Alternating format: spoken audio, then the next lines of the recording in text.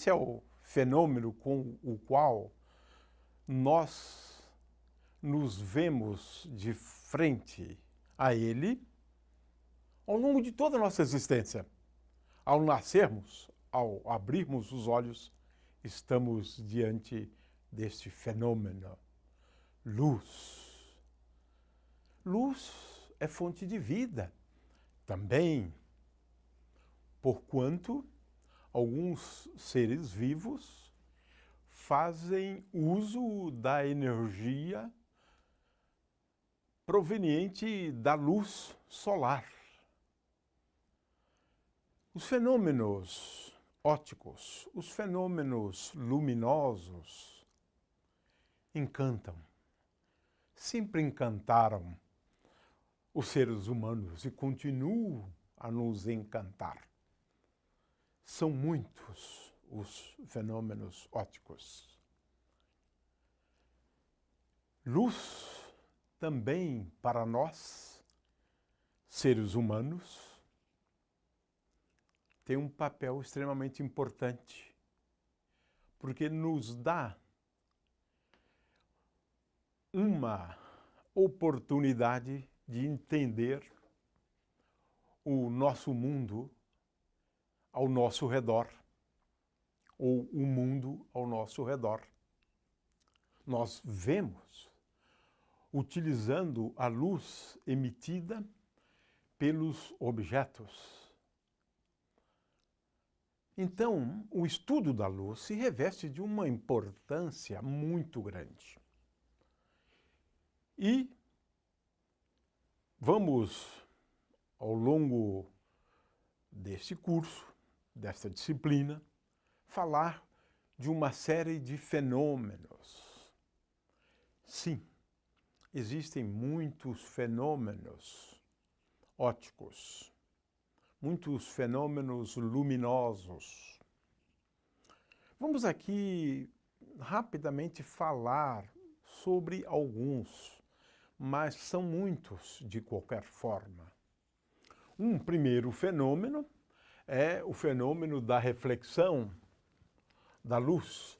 A luz incide sobre uma superfície e é refletida a partir desta superfície.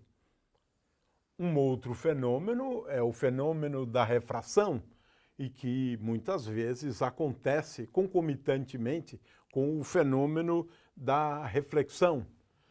Nós temos aqui meios com propriedades ópticas distintas, a luz incide e a luz pode experimentar uma refração.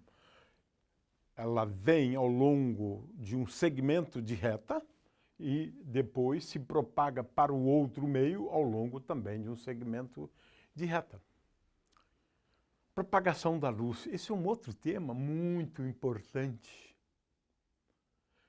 Por exemplo, a propagação retilínea da luz explica alguns fenômenos bem simples, a sombra, a penumbra, mas explica às vezes os outros fenômenos de uma forma simples e são fenômenos muito interessantes, como, por exemplo, o fenômeno das eclipses, que a gente consegue entender à luz desse fenômeno.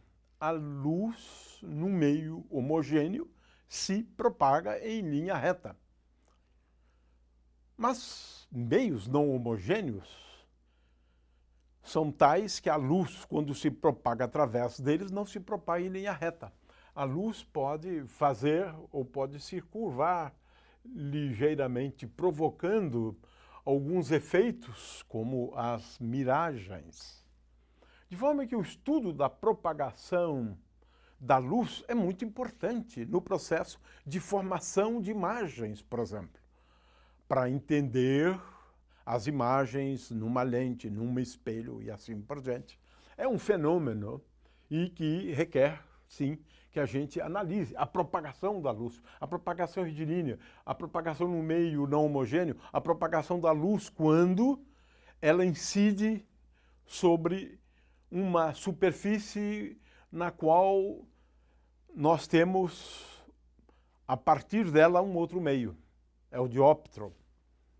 Mas existem muitos outros fenômenos absolutamente curiosos, belíssimos, como a dispersão da luz, que é um fenômeno associado à variação do índice de refração com a frequência da luz incidente.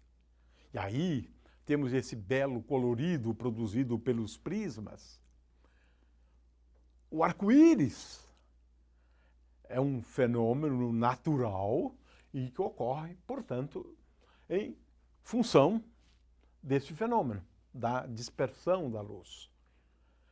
A luz pode ser espalhada por átomos, por moléculas, por exemplo, na atmosfera.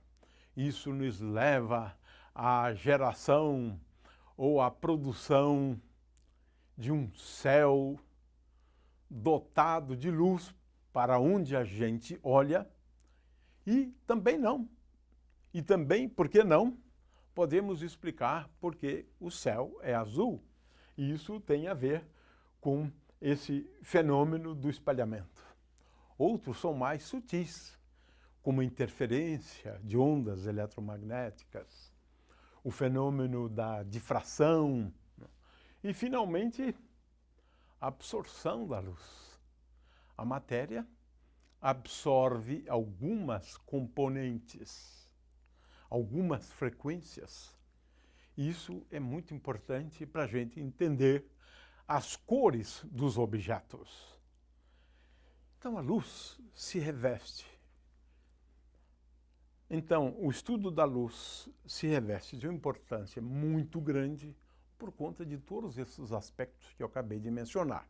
Mas, especialmente, e queremos frisar isso, porque no estudo da luz nós temos condições de entender fenômenos. Alguns deles, fenômenos naturais, como, por exemplo, as auroras boreais.